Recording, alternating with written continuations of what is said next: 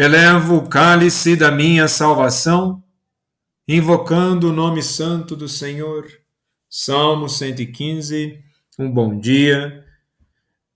Em nome do Pai, do Filho e do Espírito Santo. Amém. Recorramos sempre à poderosa intercessão de Maria Santíssima, nossa Mãe, e de São José, o Justo. E no versículo 1 do Salmo está assim: Que poderei retribuir ao Senhor Deus por tudo aquilo que Ele fez em meu favor? E se pararmos para pensar, como nós podemos retribuir a bondade de Deus? Sendo bom em nossas vidas. Como é que podemos retribuir a misericórdia de Deus? Sendo misericordiosos. E a justiça de Deus? Sendo justos. Ou seja, nós devemos glorificar a Deus com nossas vidas, com nossas atitudes, buscando em qualquer e qual seja a circunstância, verdadeiramente testemunhar aquilo que temos como fé. Na primeira leitura de hoje, do livro do Êxodo, capítulo 11, dos versículos 10 ao 12 e versículo 14,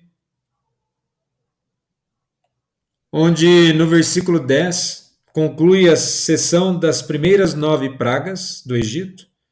Moisés e Arão realizam os prodígios, mas o coração do faraó permaneceu endurecido, preparando aqui o clímax, a 10ª praga.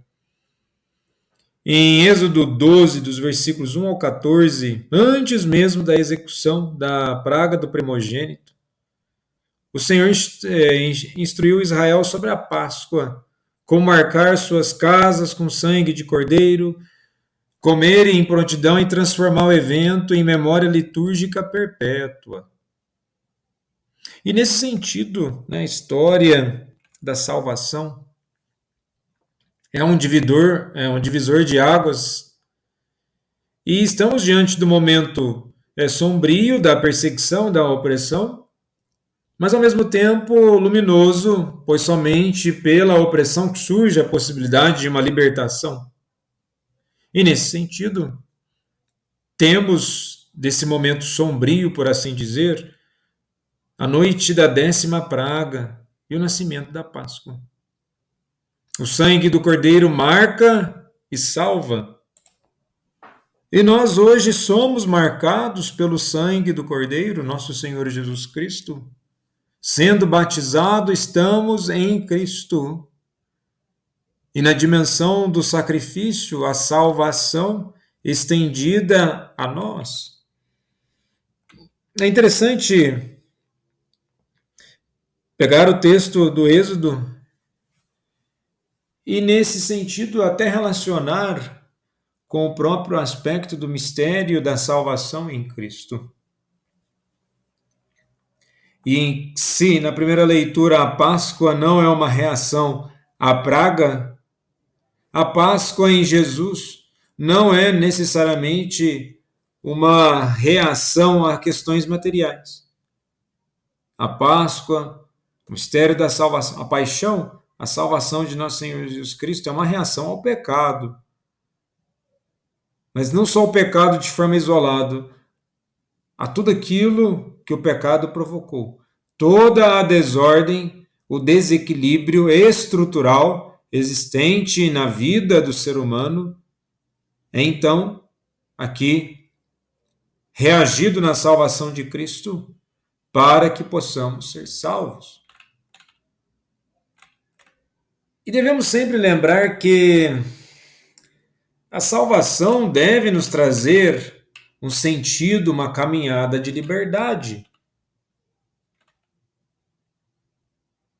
E tal liberdade não pode ser uma prática religiosa a qual nós ficamos presos a conceitos e ritos aos quais não nos aproximam de Deus. Ou uma prática religiosa que, ao invés de verdadeiramente trazer o discernimento sobre aquilo que escutamos da palavra e da experiência com Deus, essa fé vai aprisionando. E não faz muito sentido tal aprisionamento. E é exatamente no Evangelho de hoje, em Mateus capítulo 12, dos versículos 1 ao 8, nós temos que Jesus passou no meio de uma plantação num dia de sábado, seus discípulos tinham fome e começaram a apanhar espigas para comer. Vendo isso, os fariseus disseram-lhe: Olha, os teus discípulos estão fazendo o que não é permitido fazer em dia de sábado. E Jesus respondeu-lhe: Nunca lestes o que Davi fez quando eles e seus companheiros sentiram fome? O que eles fizeram? Eles pegaram o pão que não era o pão da oferenda, que não era para esse consumo, e sim algo permitido comer aos sacerdotes. Então vejamos bem, os fariseus eles não estavam necessariamente preocupados com a questão de bem-estar humano ou sentido religioso, eles simplesmente queriam pegar Jesus em uma armadilha. E o evangelho de hoje exatamente nos coloca diante de um conflito entre Jesus e os fariseus. Não é uma simples disputa legal, é um choque entre duas visões de religião, uma baseada na letra da lei, outra centrada no coração da aliança. E aqui começa a tensão. Os discípulos realizam uma ação que, segundo a tradição farisaica, seria uma forma de trabalho proibido no sábado. Mas será que eles violaram a lei de Deus ou apenas uma interpretação humana dela? Vejamos que na lei mosaica, em Êxodo 20, dos versículos 8 ao 11, o sábado é o dia de descanso, consagrado ao Senhor. Era proibido qualquer tipo de trabalho. No entanto, ao longo dos séculos, os rabinos criaram 39 categorias de atividades proibidas no sábado, entre elas colher, debulhar, preparar alimentos. E o que os discípulos fizeram? Eles simplesmente colheram espigas com as mãos por estarem com fome. Devemos entender e lembrar que a Torá permitia isso. Em Deuteronômio capítulo 23, versículo 25. Um viajante podia colher com a mão e lavoura alheia, desde que não usasse foice. Então o problema não era a fome nem a ação, mas o dia em que isso foi feito. Mas Jesus traz uma interpretação mais profunda, até mesmo do que o dia é feito. E Jesus, ao utilizar do exemplo de Davi, trata exatamente de falar, olha, nós temos uma questão de moral teológica, ou seja, a necessidade humana pode, em certos casos, sobrepor as regras e rituais. A lei existe para a vida e não para a morte. E nesse contexto, Jesus cita Oséias, capítulo 6, versículo 6. Quero o amor, é sede, e não sacrifício. O conhecimento de Deus mais do que holocaustos. E o termo aqui, amor, quando Jesus citando em Oséias, em hebraico é sed, quer dizer misericórdia fiel, amor leal, compaixão ativa.